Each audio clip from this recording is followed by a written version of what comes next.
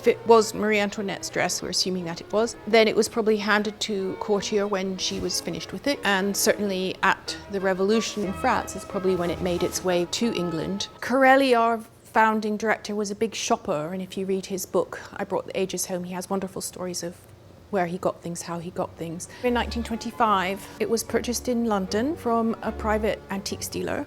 She had these 3 18th century dresses, and this one comes with this provenance of Rose Bertin. She talks about the embroidery. Rose Bertin was a dressmaker to Marie-Antoinette. She's sure that he will like it when he sees it, and if he doesn't, there's someone hot on the trail to have it.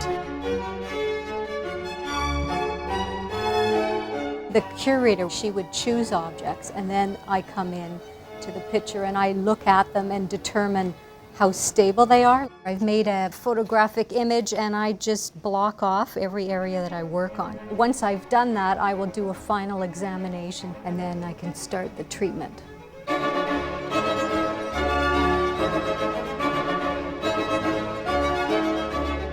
Rose Bertin is this icon of fashion history and is often said in the same breath as the first named dressmaker and the founder of haute couture.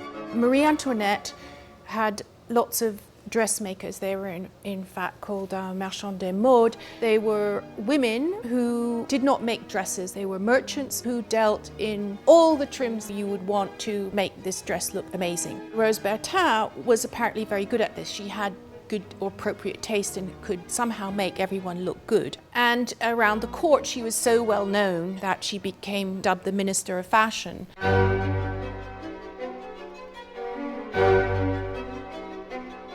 I get the call and I pull it up on the database, and then I will pull it out for the curators to ponder, and they decide whether or not it's going to be used. I am creating a form without interfering with the dress at all, or as little as possible. It's complicated because it's been worn by at least 2 different people.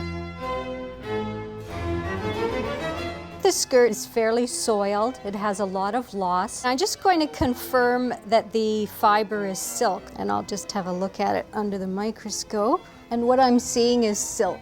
Every time you do any treatment on an object, it's invasive and you're causing some damage. So you want to make sure that what you do is minimal, but also that it lasts.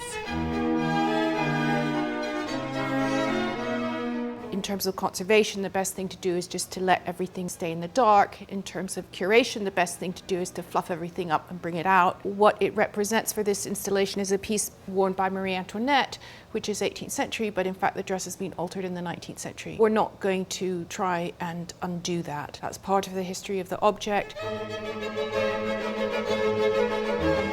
This dress had already been requested for loan from the Palace of Versailles in France. There's so few of her dresses remaining, and this is one that is more complete. These things survive because they are a commodity, and it's like a piece of jewelry or something in times of difficulty. It's a saleable item. This is a cornerstone of our 18th century collection that you see resonances of in the traditions of haute couture that are still continued today.